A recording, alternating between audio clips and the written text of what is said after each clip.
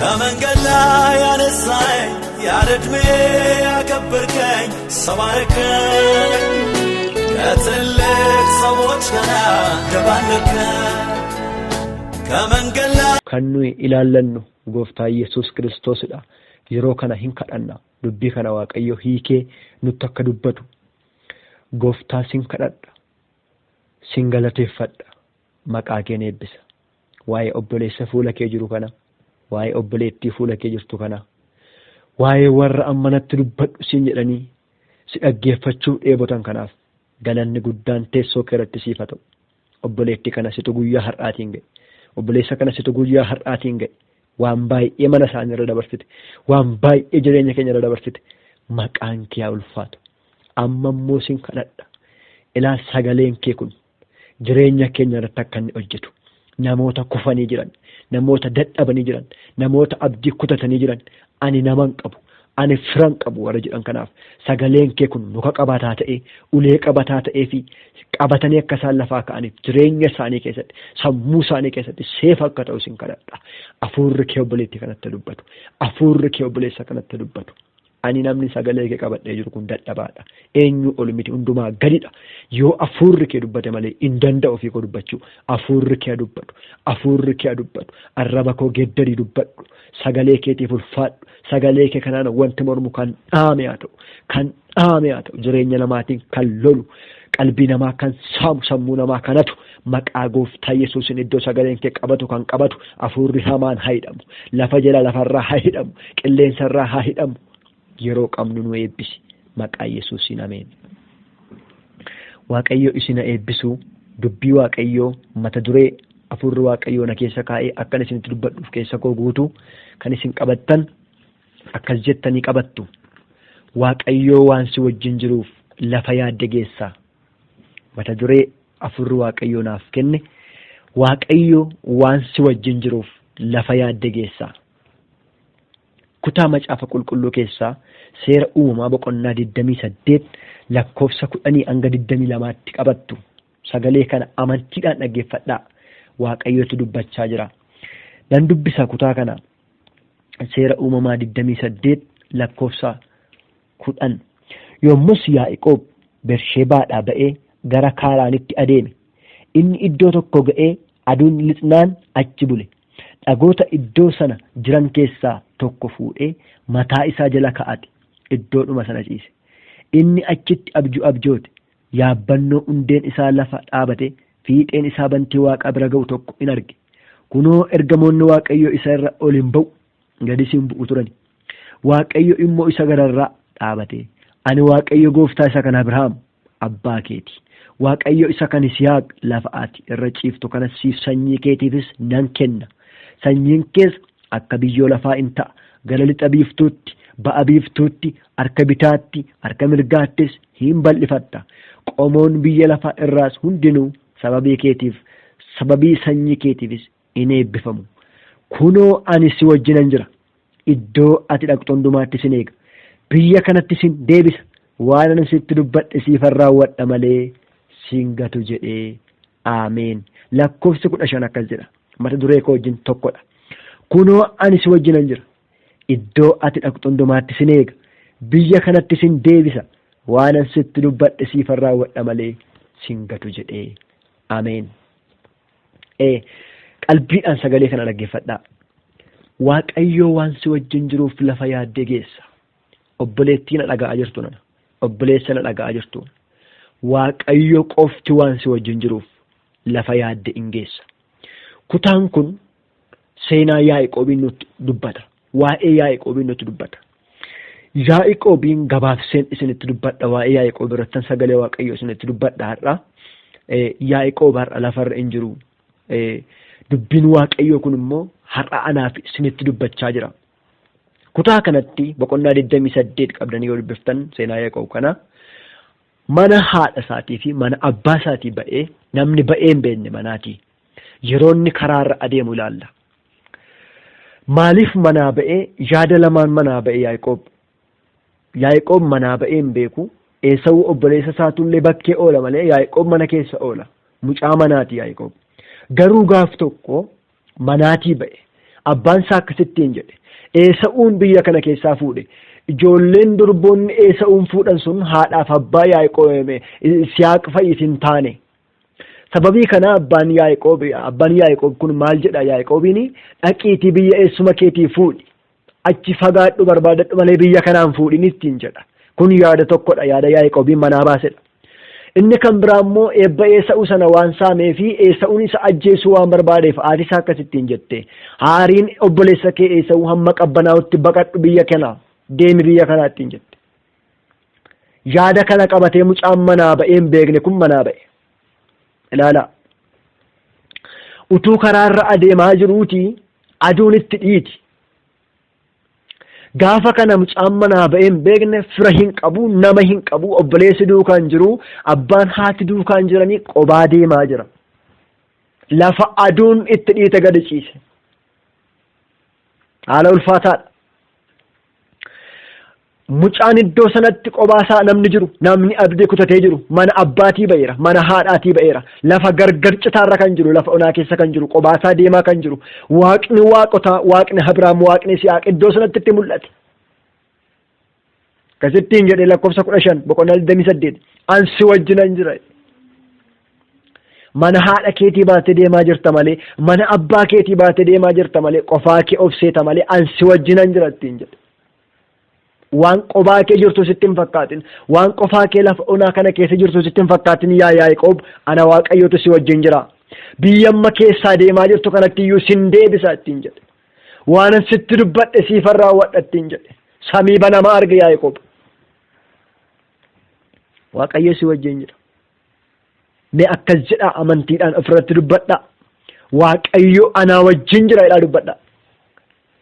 Ammallee dabalaati Waaqayyo anaa wajjin jira jedhaa.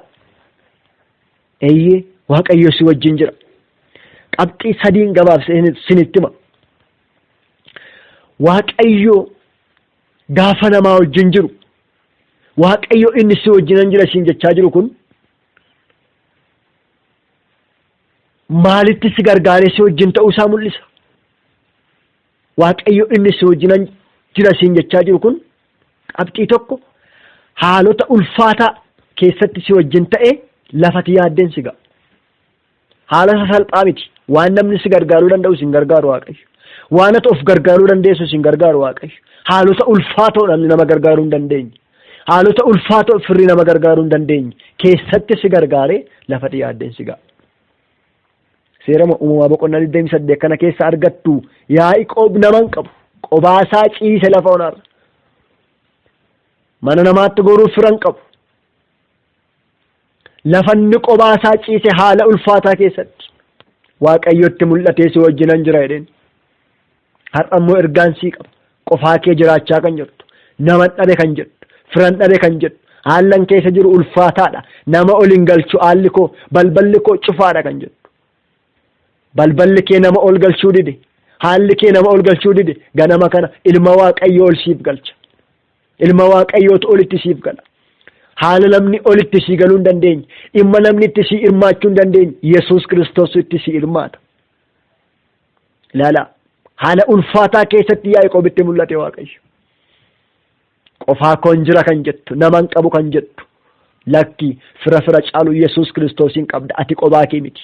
Akka jedhu macaafni fakkeenyaa boqonnaa 18:24 fira fakkaatanii kan nama balleessan baay'eedha jedha. Garuu firri obboleessa caala namatti aanu tokko immoo jira jedha. Inni eenyudha? Inni Yesuusidha. Namni si bira jiru yoo ta'e Waaqayyo si wajjin jira. Qofaa keetii yoo ta'e Waaqayyo si wajjin jira. Waaqayyo namaa wajjin jiraachuun namni namaa wajjin jiraachuu caala. Waaqayyo namaa wajjin jiraachuun firri namaa wajjin jiraachuu caala. Egaa maal sodaatta ree? Waaqayyo si wajjin jira. Waaqayyo inni si wajjin jiru kun haalota ulfaatoo keessatti si wajjin ta'eetu lafa yaaddeen si ga'a. Ni lammaffaan yaada si miidhuuf qophaa'e karaatti hambisee gatii kee sii baasee lafa yaaddeen si ga'a. Yaada si miidhuuf qophaa'e karaatti hambisee gatii kee sii baaseetu lafa yaaddeen si ga'a. Eenyu? Waaqayyo inni si wajjin jiru. Inni si wajjinan jira siin jechaa jiru kun. Inni ani gara keeti siin jechaa jiru kun yaada si miidhuudhaaf qophaa'e namarraa haa ta'u, haala kamirraa yoo ta'u waanuma si miidhuudhaaf, waanuma karaa si dhaabuudhaaf, waanuma mul'ata kee burjaajessuudhaaf, waanuma dafqa kee karaatti hambisuudhaaf, waanuma dadhabbii kee akkasumaan godhuudhaaf qophaa'e Waaqayyo karaatti si bira hambisa. Uumama 29-25 Raa'eliin Liyaatti jalaa geddare Laabaan. Dadhabbii isaa geddare. Raa'eliin fuudhuudhaaf waggaa 7 dafqe Yaaqoob. Waggaa 7 dadhabe. Waggaa 7 dafqa lolaase Raa'eliin argachuudhaaf. waggaa 7 irratti garuu kan inni argate Raa'eliin miti, Liyaatti jalaa geddare Laabaan. Ilaala. Dadhabbii isaa jalaa geddare. Uumama 35 irratti immoo Laabaantu bushaayee xiiffee miliqse. Gatiin dadhabbii koo seenaa Yaaqoob isinitti masiniin jedheera. Gatiin dadhabbii koo bushaayee xixiiffee haa ta'u, buburree haa ta'u jedhe Yaaqoob. Laabaan garuu bushaayeen erga akkas jedhe bushaayeen xixiiffeen buburreen akka waliin horreet in miliqse irraa fageesse. Maaliif Yaaqoob akkasumaan haa ta'udha dadhabbii Yaaqoob. Buburreen dhalattee Yaaqoob nama hin ta'inidha. Buburreen dhalattee Yaaqoob hin soorominidha. Irraa fageesse buburree. Waaqayyo immoo Yaaqoobiin mul'ata kenne. Ilaa yaada si miidhuuf qophaa'e. Akkati nama hin taane, waan hojjettuun akkati hin milkoofne, waan harka kee jiruun akkati hin milkoofne, waan jalqabdeen akkati hin milkoofne isa gochaa jiru. Eebba kee gidduu goraa kan jiru. Yeroo kana in amanta yoo ta'e sagalee kanaan Waaqayyo daangaatti sii godha. Daangaa gidduu sii kaa Waaqayyo. Waan si miidhuudhaaf qophaa'e. Kanati beektu kanati hin beekne.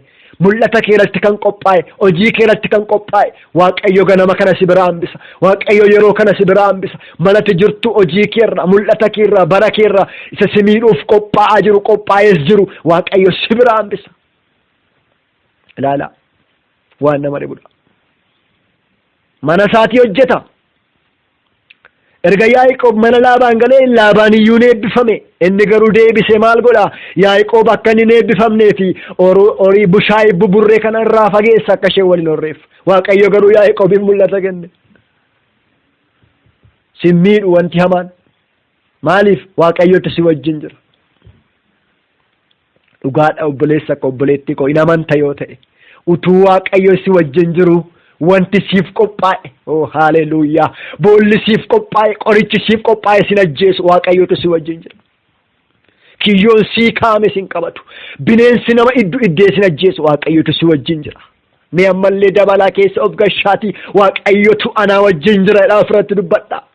Seexana sirraa fagaata, bineensicha sirraa fagaata, waan sii qophaa'etu jigee dhangala'a dabaliiti Waaqayyotu naa wajjin jira. Waaqayyotu anaa wajjin jira. Uumama 31 lakkoofsa 24 immoo dhaqeensi ni dubbisa. Yaada Waaqayyo gaafa nama wajjin jiru yaada nama miidhuuf qophaa'e karaatti hambisee lafa yaadanii nama ga'a. Qabxii lammaffaadha. Yaada si miidhuuf qophaa'e karaatti hambisee lafatti yaaddeen si ga'a. Maaltu miidhuudhaaf qophaa'e Yaaqoobiin? 31 uumama 31 24 akkas jedha. Waaqayyo garuu halkan abjuutti Laabaan nama biyya Aaraam sana bira dhufe gaarii malee hamaa Yaaqoobitti akka hin dubbanne of eeggadhu jedhe. Ilaala. Yaaqoob kutaa kanatti biyya Phaadaan Aaraam iddootti baqate sanaati gara biyya isaatti deebi'uudhaaf sassaabbatee ka'e. Laabaan immoo nan ajjeesa Yaaqoobiin jedhe. Duuka fiigeen ajjeesa jedhee aantiiwwan isaa fudhate namoota wajjin loluu danda'u fudhateetu Yaaqoobiin ajjeesuudhaaf fiiguu jalqabe. Borumtaasaa qaqqabe ajjeesuudhaaf itti dhiyaatee utuu inni jiru kutaa kana dubbifadhaa yeroo kan biraa uumama 31-24 akka namatti tolu. Maal godhe Waaqayyo? Yaaqoob hin beekuma akka Laabaan ari'aa jiru. Yaaqoob hin beekuma akka Laabaan duuka fiigaa jiru. Waaqayyo garuu halkanitti mul'atee waan tokko itti dubbattee beekadhu. Yaaqoob nama kooti kakuudhaan manaa baase. Haleluuyaa. Yaaqoob nama kooti kakuudhaan manaa baase.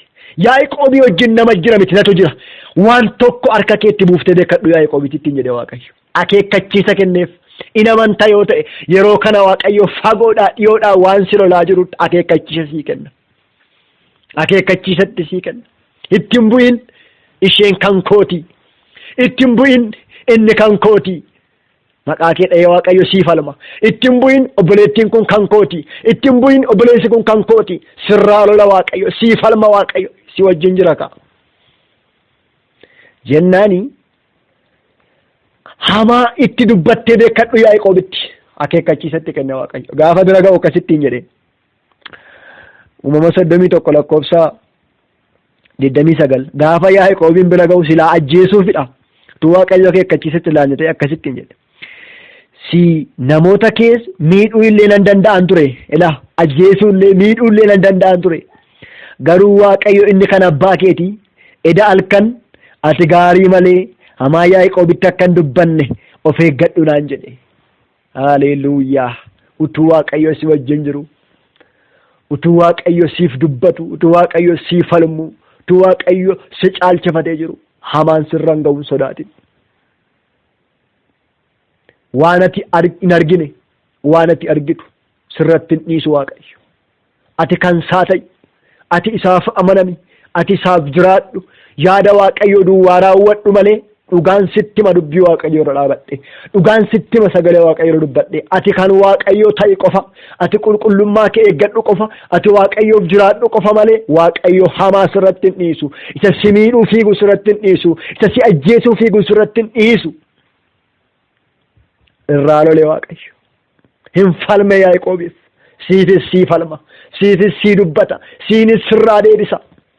Waan si duukaa fiigaa jiru mee yaadi, waan si duukaa fiigaa jiru, waan eebba kee duukaa fiigu, waan mul'ata kee duukaa fiigu, waan jireenya kee duukaa fiigu ilaali. Waan bara dheeraa si duukaa fiigaa jiru yeroo kana Waaqayyo si biraa hambisa. Maatii kee biraa hambisa, sumaaniyyuu si biraa hambisa, tajaajila kee biraa hambisa, jireenya kee biraa hambisa, ikonoomii kee biraa hambisa, hafuura kee biraa hambisa. Si biraa hambisa Waaqayyo. Akeekkachiisa kenneef Yaaqoob nama kootiitti hin dubbatin. Yeroo kana in amanta yoo ta'e diina keetti Waaqayyo akeekkachiisa kenna. Isa nan balleessa karaatti nan bisa, nan burjaajessa akka hin taane hin godha, galma akka isheen hin geenye hin godha, kaayyoo isheen karaatti hambisa jedhee isa fiigaa jiru Waaqayyo mogolee jalaa fuudhee karaatti si biraa hambisa. Si biraa hambisa Waaqayyo. Eebba kee biraa hambisa, mul'ata kee biraa hambisa. Waaqayyo waan si wajjin jiruuf itti fuftee lafa yaadde geessa. Isa sadaffaa dubbadheen xumura. Waaqayyo inni si wajjin jiru jiraachuudhaaf isa si yaaddesse sodaa kee hambisee lafa yaaddeen si ga'a. Jiraachuudhaaf isa ati yaaddee sodaatte, hojjechuudhaaf isa ati yaaddee sodaatte, dubbachuudhaaf isa ati yaaddee sodaatte si biraa hambiseetu lafa yaaddeen si ga'a. Yaaqoobiin ilaallammayyuu biyya Phaadaan Aaraam dhaqeetu jalqaba waan lamaaf manaa ba'e isiniin jedheera. Waan lamaaf manaa inni ba'e sun inni tokko ammayyuu biraan hafne waa'ee sodaa obboleessa isaa, waa'ee sodaa Eesa'uu na ajjeesa Eesa'uun. Uumama 32 lakkoofsa 9 utuu biyya Phaadaan Aaraamii galaa jiruuti Eesa'uu sodaate na ajjeesa jedhe. Akkasittiin jedhe Waaqayyoon, dhuguma yaa Waaqayyo yoo obboleessa koo na araarsite, yoo nagaadhaan na deebiftee na gashite, yoo obboleessa koo harka obboleessa koo yoo na oolchite ani iddoo aarsaan siif ijaara ittiin jedhe. Baay'ee waan nama sodaachisudha obboloota ko. Eesa'uun ajjeesuudhaaf nama aariinsaa bambanee nama eeggachaa ture. Akkaman ta'a obboleessi koo kun faara naa tolamuu na ajjeesa. Yeroo jechaa sodaachaa adeemu keessa jira Yaaqoob. Yaaqoob akka manaa ba'etti hin jiru. Waaqayyo inni boqonnaa 28 lakkoofsa 15 irratti si wajjinan jira biyya keettan si deebisattiin jedhe harka duwwaa manaa ba'e Yaaqoob. Amma yeroo kana immoo sooromee dachaa meeqa oofa horii ijoollee godhatee eebbifamee gara biyya isaatti deebi'aa jira. Eesa'uun garuu dhufee ijoollee kana harkatti ajjeesa, anaan isin ajjeesa jedhee sodaa keessa jira. Waaqayyo sodaate jirtu keessaa si baasa. Waa'ee maatii kee kanatti sodaachaa jirtu, waa'ee ofii kee kan sodaachaa jirtu, maatii koo akkam ta'u, an akkaman ta'a, iddoon jiru kun mijataa miti, sodaa keessa kan jirtu yeroo kana sagaleen Waaqayyo sodaa keessaa si baasa. Nan dubbisa laa 33 lakkoofsa 4 seera uumamaa 33 lakkoofsa 4 Eesa'uun garuu isa simachuutti fiigee morma isaa irratti kufe ammatee hin dhungate isaan lachuu walitti bu'anii. Ameen. Ilaala. Kanaaf kan inni sodaate Yaaqoob na ajjeese garuu Waaqayyo ulfa Esaawun ulfaa'ee jiru haarii Esaawuu keessa jiru keessaa dhangalaaseetu nagaa godhe. Waaqayyo dhufee haammatee walitti bu'aniidha. Nagaatu gidduutti deebi'e, jaalalatu gidduu bu'e. Inni sodaate garuu isa kanadha. Sittan hima dubbii Waaqayyo nagaatu sii bu'a. Maatii kee gidduu nagaatu sii bu'a. Waan sodaattee jirtu ofirraa dhabda. Waan mana kee keessatti sodaattu, waan maatii kee keessatti sodaattu, fagoodhaa dhageessee waan sodaattu, dhiyoodhaa dhageessee waan sodaattu ofirraa dhabda. Nagaatu bu'a. Sodaa kee irraanfatta. Waaqayyo sodaa kee sirraa kaasa. Baay'ee waan nama dhibudha.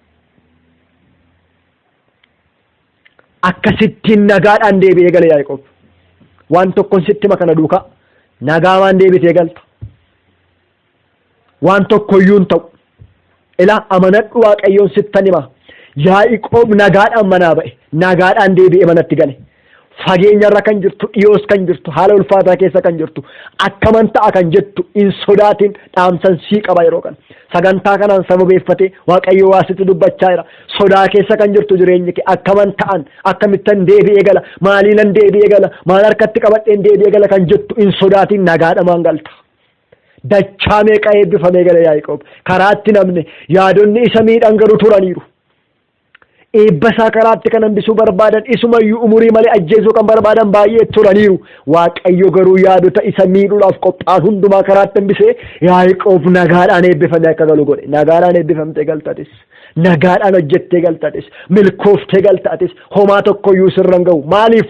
Waaqayyo si wajjin jira. Egaan dubbii koo gara goola buuttan fida. Waaqayyo si wajjin jira. Hin sodaatin. Waaqayyo waan si wajjin jiruuf lafa yaadde hin geessa jedhee Waaqayyo ganama kana dubbii nutti dubbate. Waaqayyo inni si wajjin jiru qabxii tokko haalota ulfaataa keessatti si wajjin ta'e lafa yaaddeen si ga'a jenne. 2 yaada si miidhuuf qophaa'e karaatti hambisee gatii kee sii kaffaleetu lafa yaaddeen si ga'a jenne.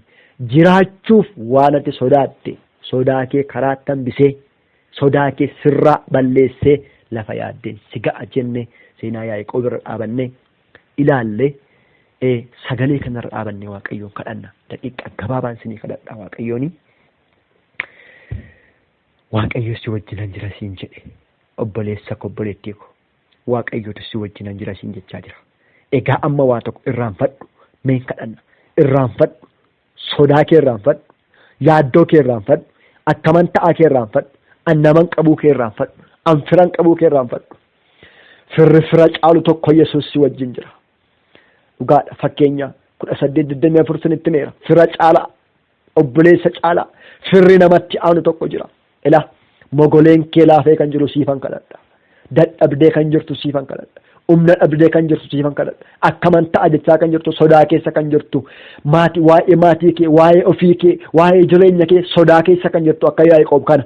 Waaqayyo inni Yaaqoobin sodaa keessaa baase yeroo kana sodaa keessaa si baasa. Waa jigee dhangala'u wayii jireenya keerraa wanti jigee dhangala'u jira yeroo kana. Amantiidhaan na wajjin kadhadhu. Waaqayyo sin kadhadha. Inni sagalee kana dubbatte obboleessa kanaaf. Inni sagalee kana dubbatte obboleettii kanaaf. Lafa namni kun dhaabatee jiru. Lafa namni kun dhaabattee jiru. Maqaa gooftaa Yesuusiin yaaddoon rakkinaa, sodaan ba'aa jala kan jiran, guuboo rakkinaa jala kan jiran, yaadda'a kan jiran, mogoleen isaanii laafee kan jiru. Akka waan jigee dhangala'u, akka inni jigeerraa lafatti dhangala'u siin kadhadha. Ba'aan itti ulfaatee jiru. Dhukkubaan haa ta'u, rakkina garaa garaan haa ta'u, wal'aansoon haa ta'u, doorsifamuudhaan haa ta'u, bineensaan haa ta'u, sodaa keessa kan jiran, lola keessa kan jiran yeroo kanaa qabanii nagaan jireenya isaaniif haa ta'u, nagaan mana isaaniif haa ta'u, nagaan hojii isaaniif haa ta'u, nagaan jireenya isaaniif haa ta'u, waa'ee maatii isaanii fagoo ta'anii sodaachaa kan jiran, waa'ee ofii isaanii sodaachaa kan jiran, haala ulfaataa keessa kan jiran, inni Yaaqoobitti dubbattee si wajjin jiraattiin jettee nagaadhaan deebiftee gashee obboleettii kanaaf nagaan haa ta'u, obboleessa kanaaf nagaan haa ta'u, waan qabanitti milkaa'ani, waan hojjetanitti milkaa'ani. Hin sodaatin. Waaqayyo si wajjin jira. Hin raafamin. Waaqayyo si wajjin jira. Maqaa isaa duwwaa amanadhu malee hin qaanoftu. Galanni guddaan siif haa ta'u. dubbii kee kanaaf ulfaadhu. Mogolee obboleettii kanaa waan jabeessiteef ulfaadhu. Obboleessa kana waan jabeessiteef ulfaadhu. Galanni guddaan siif haa ta'u. Maqaan kee ulfaatu. Dubbii kee kana keessatti akka abnuuf immoo nu gargaari. Sinii wajjinan jira jette amma dhumaatti immoo nu wajjin ta'i. Hamaa baraatti nun kennin. Dubbii kee nutti dubbatteef eebbifami. Galanni siif haa ta'u. Maqaan kee ulfaatu. Maqaa Yesuusiin ameen. Waaqayyo isin haa eebbisu. Eebbifamaa. Dubbii kana keessatti yeroo hundumaa of jajjabeessaa.